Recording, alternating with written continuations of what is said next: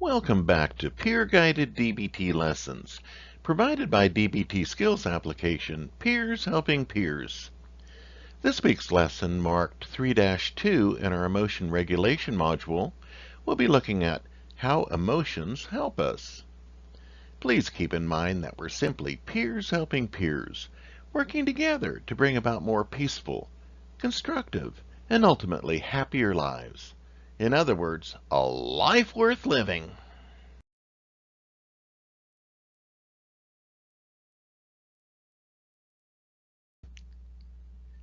How can anything which can cause so much suffering be helpful? Three key things that emotions do for people. Number one, emotions motivate and organize us for action. Number two, emotions communicate to and influence others. And number three, emotions communicate to ourselves.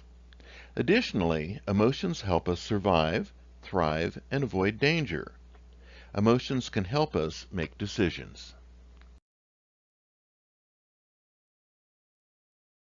So let's take a look at number one. Emotions motivate and organize us for action. One example of how emotions motivate us is what is known as the Yerkes-Dodson law.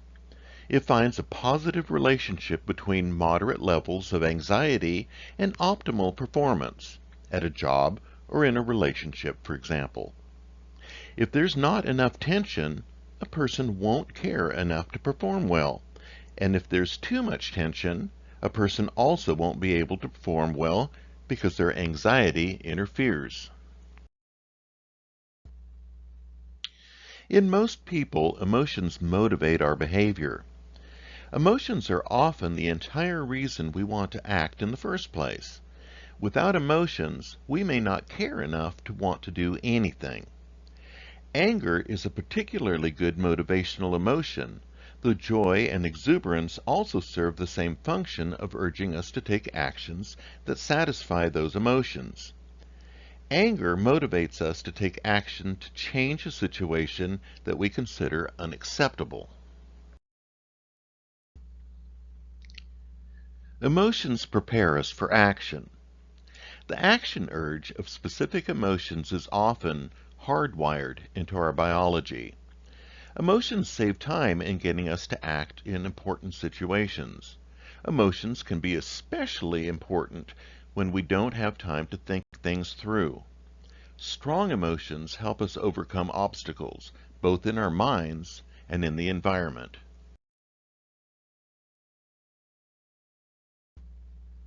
E, or energy, with motion equals energy in motion. Theodore Roosevelt is quoted as saying, "In any moment of decision, the best thing you can do is the right thing. The next best thing is the wrong thing. And the worst thing you can do is nothing."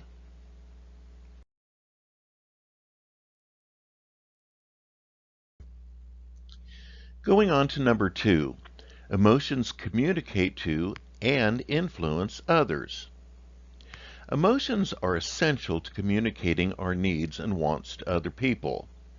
Emotions can give us the internal strength we need to stand up for ourselves, and when reinforced by facts and logic, provide us a solid cause to advocate for. Facial expressions can also communicate emotions to other people. In fact, facial expressions communicate faster than words.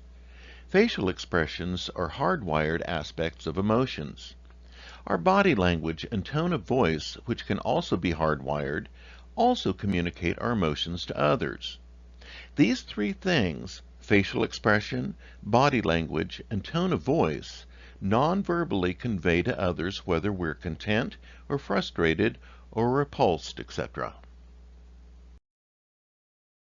Emotions communicate our values, priorities, and what kind of person we are.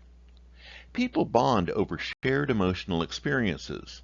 As such, emotions can draw people together. Our emotions communicate to others that we feel similarly, which can foster social bonds. Emotions provide us with an ability to connect with other people who feel similarly about a variety of things: social issues, political issues, individuals, groups, relationships, etc.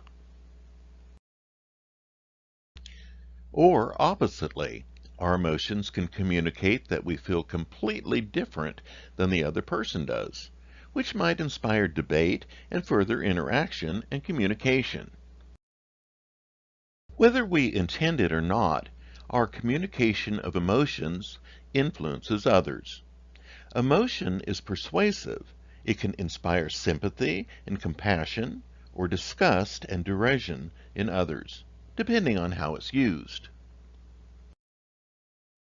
The extreme of using emotions to influence another person is manipulation. It seems appropriate to state a reminder that emotions can be good for us and used to achieve good ends, but they can also be used negatively, because ultimately emotions are a very powerful means of communication.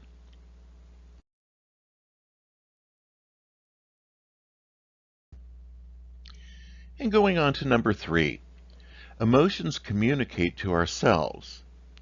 Emotional reactions can give us important information about a situation.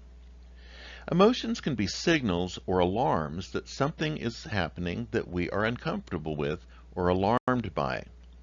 Conversely, they can be signals that there is something we want to investigate further, curiosity, or something that we're looking forward to, excitement.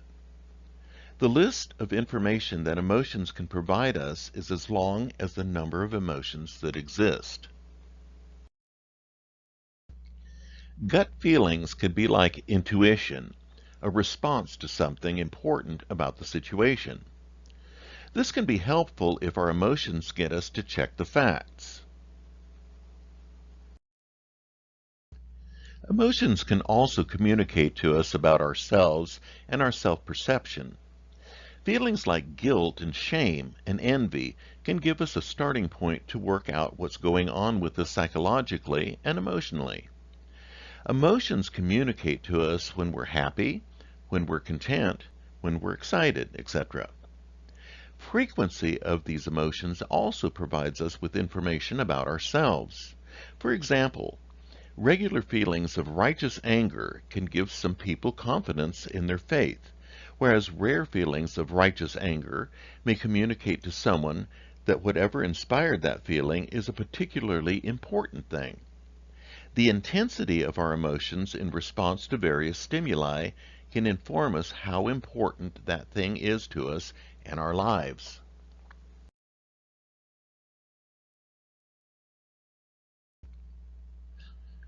Emotions help us survive, thrive, and avoid danger. Emotions are thoughts that we haven't had yet. People entirely overlook the wisdom of the body and the subconscious, believing that the only way to make a decision is deliberation, and this is not only wrong, but dangerous. We need emotions for speed of choice in life-threatening situations, where the time to make a decision is critical to survival. An example of this might be, a man's wife asks him how she looks in her new dress. Alarm bells instantaneously go off in his head as he experiences the emotion fear. And before he can even consider an alternative, he says without noticeable hesitation, "You look marvelous in that dress, my dear," thereby saving himself to live another day.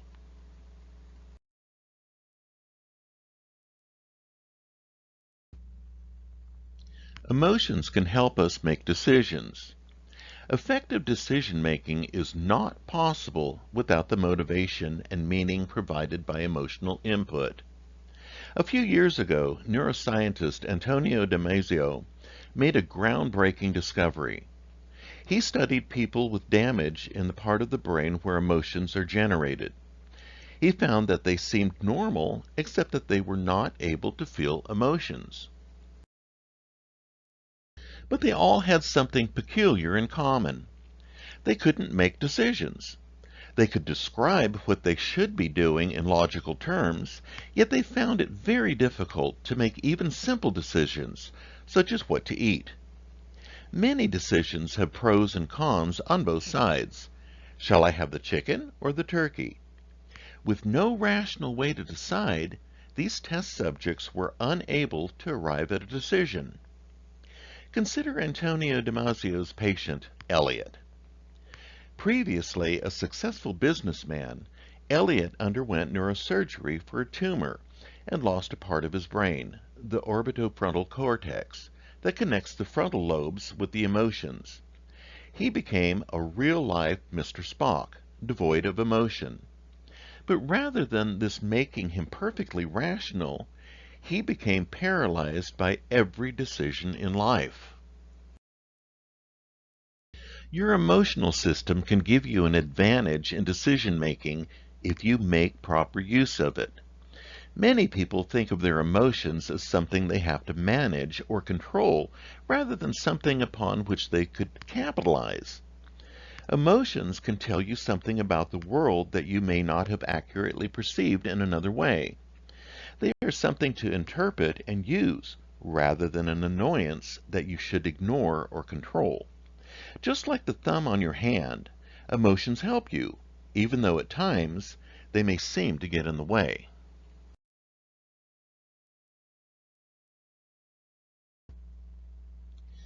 Three key things that emotions do for people. Number one, emotions motivate and organize us for action. Number two, emotions communicate to and influence others. Number three, emotions communicate to ourselves. Additionally, emotions help us survive, thrive, and avoid danger. And emotions can help us make decisions. Be sure to check the video description in the comments below. You'll find a link to the website lesson that accompanies this video. You will also find links to the handouts and worksheets created to complement this video. And while you're there, if you found this video helpful, be sure to like it. Next time in our peer-guided DBT lessons emotion regulation module, we'll be looking at the value of unpleasant emotions. And be sure to check out our YouTube channel where our entire DBT course is now available. Thank you for watching. Hope to see you next time. Bye for now.